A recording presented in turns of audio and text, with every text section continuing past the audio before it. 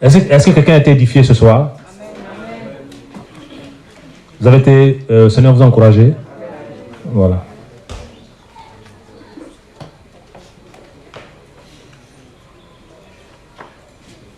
Et c'est aussi bien quand on partage comme ça, on est peu comme ça, amen. Voilà, là aussi, on a le temps de Matthieu 17.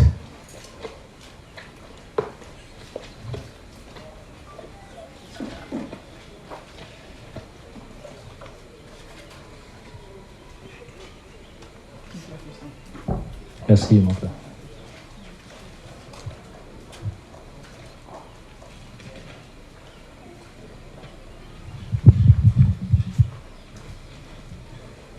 Quelqu'un peut lire à partir du verset 1? Matthieu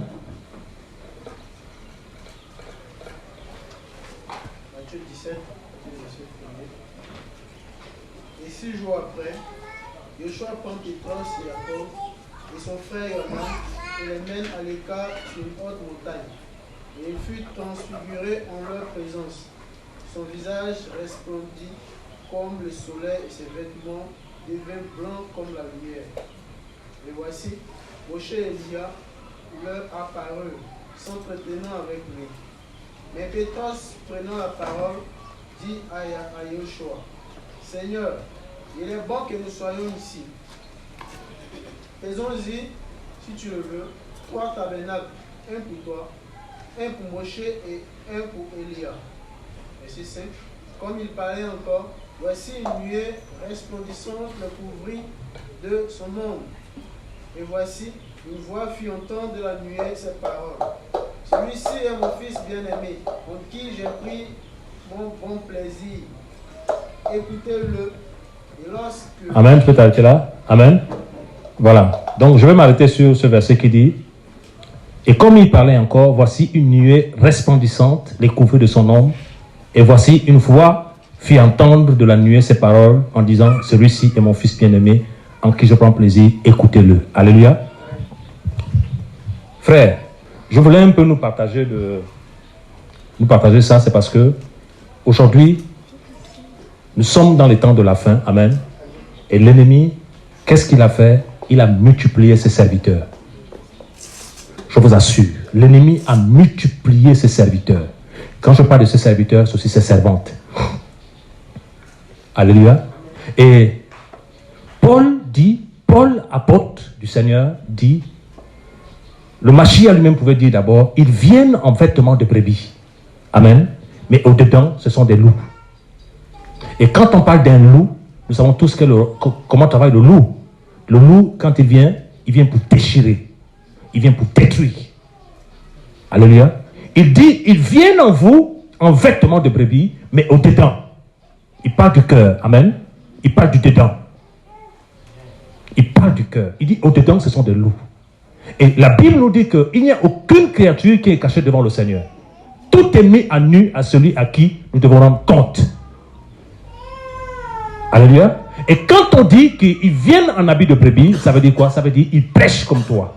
Ils prient comme toi. Ils enseignent comme toi. Ils viennent en assemblée comme toi. Ils prennent la Bible comme toi. Ils assistent au séminaire comme toi. Ils se déclarent à fond du Seigneur. Ils parlent même en disant, Yeshua, je suis avec vous. Alléluia.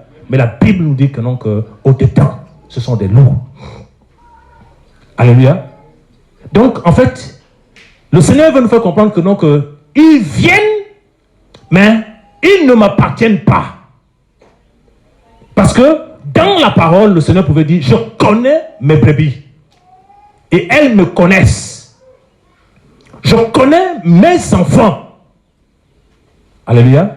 Et là, nous voyons dans Matthieu 17, le Seigneur prend 3 des disciples, Jacob, Yoannan et Pétros, il les amène dans une haute montagne. Et il voit ce qu'il voit, la gloire du Seigneur. Et pendant qu'ils étaient dans cette nuée, la nuée du Seigneur, la gloire du Seigneur, le Père parle. Le Père donne une parole. Il dit aux disciples, celui-ci est mon fils bien-aimé, en qui je prends plaisir. Écoutez-le. Amen. Donc, il fait comprendre aux frères et sœurs, il fait comprendre aux apôtres que, En fait, quand vous l'écoutez là, ça vient de moi, parce que c'est mon fils. Alléluia. Et le problème de la chrétienté actuelle, c'est quoi? C'est que beaucoup d'enfants du Seigneur se mettent à écouter des frères et des sœurs et des messagers qui ne viennent pas du Seigneur. Alléluia. Et pendant qu'ils étaient dans la présence du Seigneur, dans la nuée, dans la montagne avec Yeshua, le Père a parlé. Et le Père a confirmé l'appel et la mission de Yeshua. Et en disant aux hommes qui étaient avec lui que écoutez-le. Alléluia. Et tu dois comprendre, avant d'écouter tout le temps un homme, avant d'écouter tout le temps un frère, avant d'écouter tout le temps quelqu'un qui t'enseigne tous les jours, tu dois te rassurer que cette personne vient du Seigneur.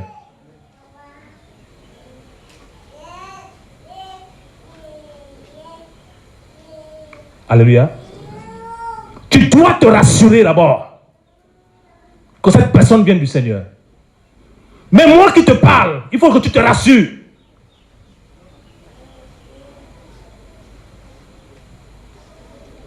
Tu dois te rassurer. Il dit, celui-ci est mon fils, bien-aimé, écoutez-le. Donc, quand on dit que celui-ci est mon fils, ça veut dire qu'il sort des entrailles, amen. Ça veut dire qu'il sort de quelqu'un. Et le message qu'il prêche, ça sort de quelqu'un. Il sortait du Père, le Fils.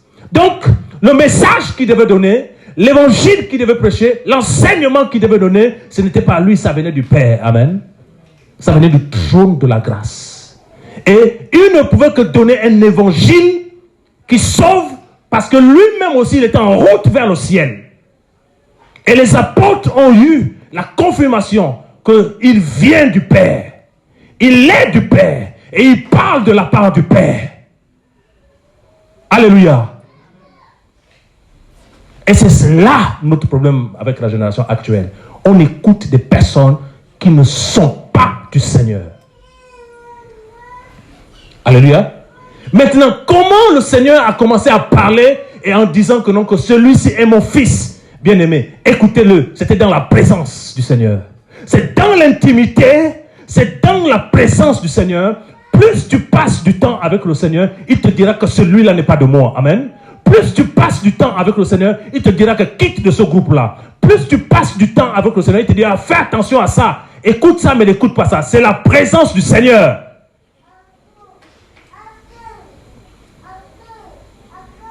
Et Pétros, Yohanan, Jacob, ils reçoivent le témoignage. Et le Seigneur dit que celui-ci est mon fils bien-aimé, écoutez-le. Et lorsque le Seigneur pouvait dire aux apôtres, mais vous aussi, vous voulez prendre la partie, qu'est-ce que Pétros dit? Seigneur, à qui irons-nous? Amen.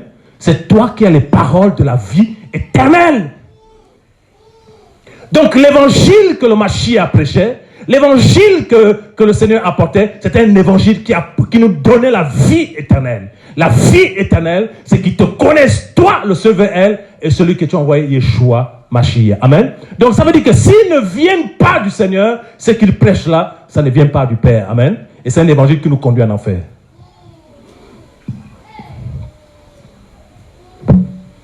Alléluia.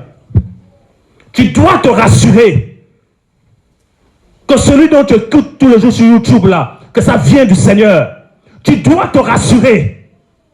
Ces choses-là, consulte le Seigneur. Ce n'est pas une question d'assemblée, ce n'est pas une question de dirigeants, c'est une question de toi. Il s'agit de toi. Amen. Il s'agit de toi. Ne laisse pas quelqu'un à diriger ton âme, non. Il s'agit de toi-même, ta relation avec le Seigneur.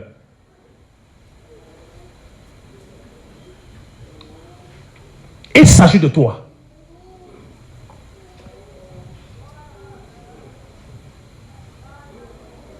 Voilà pourquoi, frères, sœurs, je n'écoute pas n'importe qui. Amen. Je n'écoute pas n'importe qui. Je demande toujours au Seigneur. Je ne me lie pas aux gens comme ça. Je demande au Seigneur.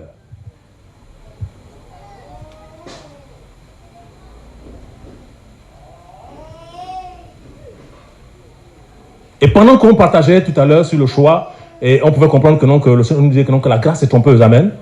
Voilà, la beauté est vaine, mais c'est la femme qui craint Yahweh. La crainte du Seigneur. La crainte du Seigneur.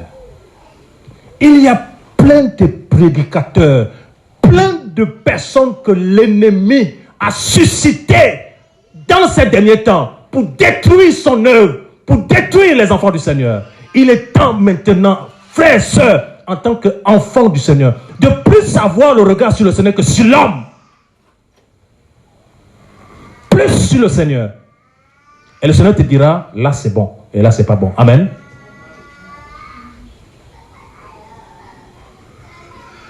Celui-ci est mon fils bien-aimé, écoutez-le. Il a testé que ça c'est mon serviteur.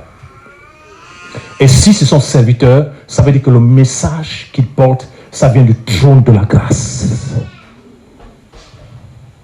Alléluia.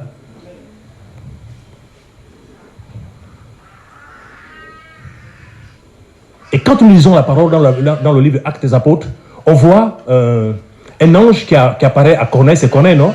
Un ange qui apparaît à Corneille, qui lui dit que non, que va dans telle maison, va me chercher Pétros. Donc ça veut dire que Pétros était connu du ciel. Amen. Pétros était connu du ciel. Pétros était connu du royaume des cieux. Donc ce qu'il prêchait, ça venait du royaume. Parce qu'on ne donne que ce qu'on a. Alléluia. Il était connu du ciel. Et c'est ce qui nous embête aujourd'hui. Tu prends ton YouTube, tu te mets là. Tous les jours, tu bois quelqu'un, tu ne connais pas qui il est. Une fois, je me suis mis à écouter quelqu'un comme ça au niveau du pays. Je n'étais pas encore éclairé. Quand il dit mettez les mains à la télévision, je mets les mains à la télévision.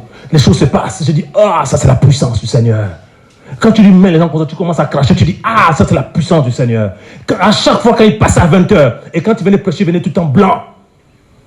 Amen. Tout en blanc. Le Seigneur dit qu'il vient en vêtements de brebis, non? Quand il vient en blanc comme ça, c'est l'ange. Mais je dors comme ça un soir, je vois il est en train de monter une barrière haut. Ça c'est quoi, Seigneur?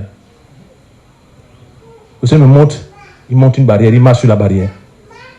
Il me dit c'est pas lui. J'ai failli me couler.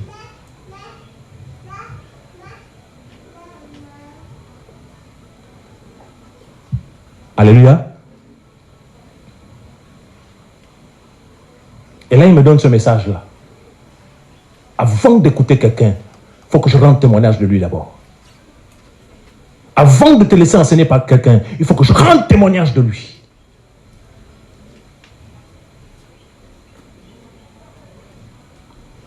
Et je t'assure, si tu fonctionnes comme ça, quand le Seigneur va t'amener par-ci, par-là, tu ne te laisseras pas emporter par les faux. Amen.